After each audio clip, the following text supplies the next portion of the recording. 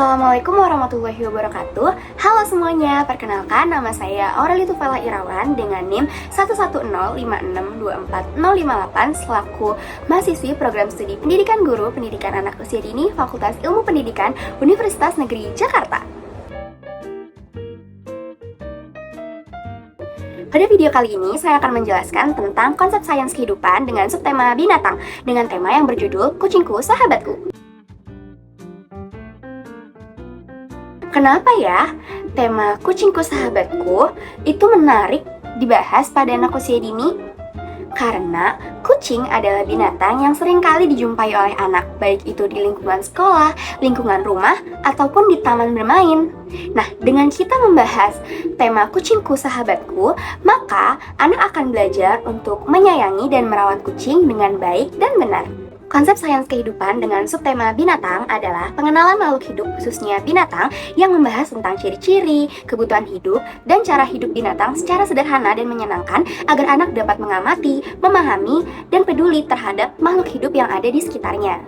Nah, teman-teman, jadi hewan itu dibagi menjadi dua golongan. Ada hewan vertebrata dan hewan invertebrata. Nah, apa sih bedanya hewan vertebrata dan invertebrata?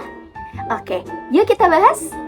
Nah, yang pertama kita akan bahas yaitu hewan invertebrata. Hewan invertebrata adalah hewan yang tidak memiliki tulang belakang.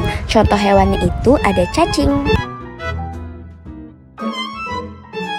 Nah, selanjutnya kita akan membahas hewan vertebrata. Hewan vertebrata adalah hewan yang memiliki tulang belakang.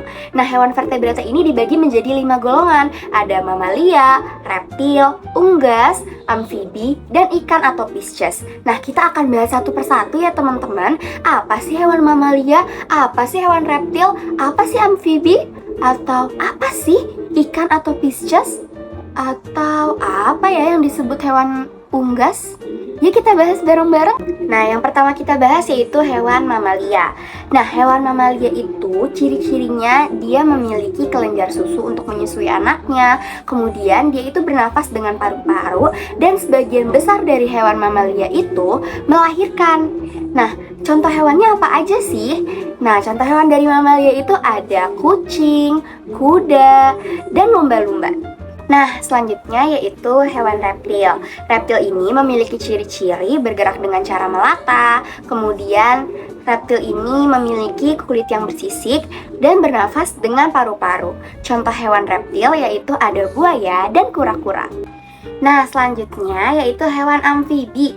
Hewan amfibi ini memiliki ciri-ciri yang pertama hidup di dua alam, di darat dan di air. Kemudian hewan amfibi ini saat kecil dia akan bernafas menggunakan insang, tetapi saat besar dia akan bernafas menggunakan paru-paru. Dan hewan amfibi itu memiliki kulit yang lembab. Contoh dari hewan amfibi itu ada katak dan kodok. Nah, yang terakhir itu ada hewan ikan atau pisces. Nah, ciri-ciri dari ikan atau pisces ini dia itu memiliki insang dan berenang dengan sirip. Contoh hewannya itu ada ikan mas, ikan gurame, dan ikan cupang. Nah, teman-teman, tadi kan udah dijelaskan nih 5 golongan hewan yang ada di vertebrata. Ada mamalia, reptil, unggas, amfibi, dan ikan. Nah, teman-teman ada yang tahu gak sih kucing itu termasuk ke golongan apa ya? Mamalia, reptil, unggas, amfibi, atau ikan? Tadi sih sudah disebutkan kalau kucing itu masuk ke salah satu golongan tadi. Tapi teman-teman masih ada yang ingat tidak? Nah, betul ya teman-teman, kucing itu termasuk ke dalam hewan mamalia. Selanjutnya kita akan membahas habitat dari hewan-hewan yang ada di sekitar kita.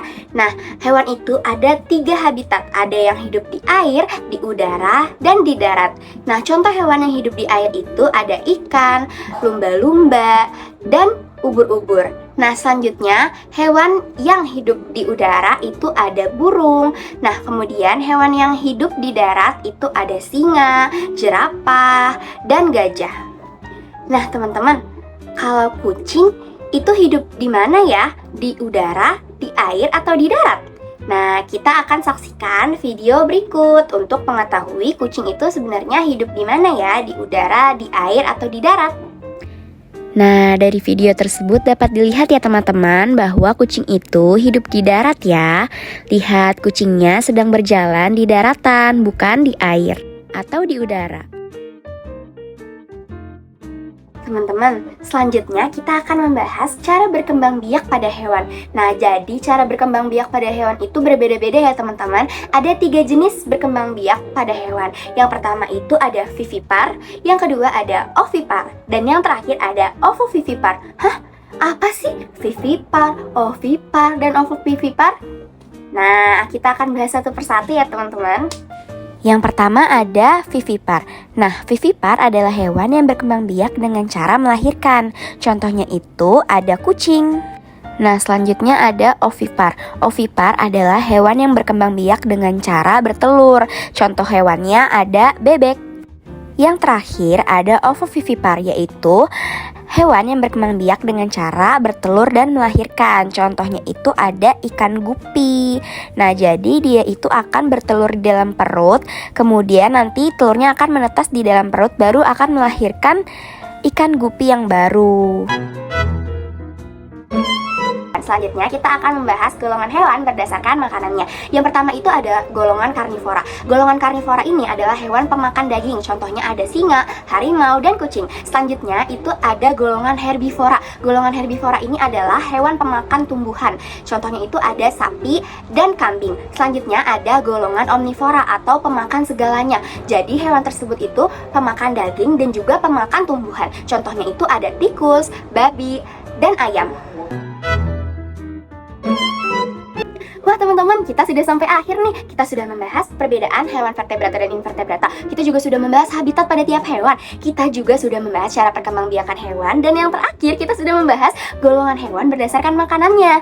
Nah, kita akan mereview kembali nih. Karena kita fokus pada hewan kucing, jadi teman-teman perlu diingat ya bahwa kucing itu termasuk hewan vertebrata dengan golongan mamalia. Kenapa? Karena kucing itu memiliki kelenjar susu, bernafas dengan paru-paru, dan melahirkan. Kemudian kucing itu habitatnya ada di darat ya teman-teman. Dan kucing itu berkembang biak dengan cara vivipar atau melahirkan. Dan yang terakhir, kucing itu termasuk golongan karnivora atau hewan pemakan daging. Nah teman-teman, jangan lupa ya dan diingat. Teman-teman, kalau dilihat dari foto yang ada di sini, ciri-ciri fisik kucing tuh ada apa aja sih? Nah, bisa kita lihat ya teman-teman, kucing itu memiliki bulu di seluruh bagian tubuhnya. Kucing juga memiliki 4 kaki, kucing juga memiliki kumis nih teman-teman. Nah, kucing juga memiliki 2 mata, 1 hidung, dan 1 mulut. Nah, jadi itu ya ciri fisik dari kucing: berbulu, berkaki 4, memiliki kumis, memiliki 2 mata, 1 hidung, dan 1 mulut. Jangan lupa diingat ya teman-teman. Sekarang saya akan menjelaskan bagaimana sih konsep yang sudah dijelaskan tadi oleh saya itu dapat mudah dipahami oleh anak dengan cara yang menyenangkan. Nah, yang pertama, guru itu dapat bercerita kepada anak perihal kucing. Nah, di akhir cerita, guru itu dapat bertanya kepada anak-anak, "Nak, kucing itu tinggalnya di mana? Di darat, di air, atau di udara ya?" Nah, jika anak sudah paham, pasti anak akan menjawab kucing itu tinggal di darat. Nah, jika anak masih belum memahami, guru itu dapat menjelaskan secara perlahan pada anak, dan guru itu dapat menegaskan ulang bahwa kucing itu tinggal di darat, kucing itu berkembang biak dengan cara melahirkan, kucing itu termasuk vertebrata, dan kucing itu termasuk hewan pemakan daging. Yang kedua, itu guru dapat meminta anak untuk mengamati kucing-kucing yang ada di sekitarnya. Karena kucing itu memiliki populasi yang cukup banyak, jadi tidak sulit untuk menemukan kucing di sekitaran sekolah. Nah, sebelumnya guru dapat menyediakan ayam atau daging-daging lain agar anak itu dapat memberikan makanan secara langsung kepada kucing. Jadi anak itu dapat mengerti, oh ternyata kucing itu memang memakan ayam atau daging-daging begitu. Nah, dengan cara begitu, itu tuh dapat menjadi suatu hal yang menyenangkan bagi anak. Nah, dengan membahas tema kucingku sahabatku, nilai-nilai yang dapat muncul pada anak itu, anak dapat menyayangi hewan-hewan di sekitarnya, anak juga dapat merawat makhluk hidup yang ada di sekitarnya, dan dapat menumbuhkan rasa peduli yang ada dalam diri anak. Jadi anak itu dapat peduli tidak hanya pada manusia, tetapi anak itu juga dapat peduli kepada makhluk-makhluk lain seperti hewan maupun tumbuhan. Sekian video dari saya, mohon maaf bila ada kesalahan kata. Terima kasih. Wassalamualaikum warahmatullahi wabarakatuh.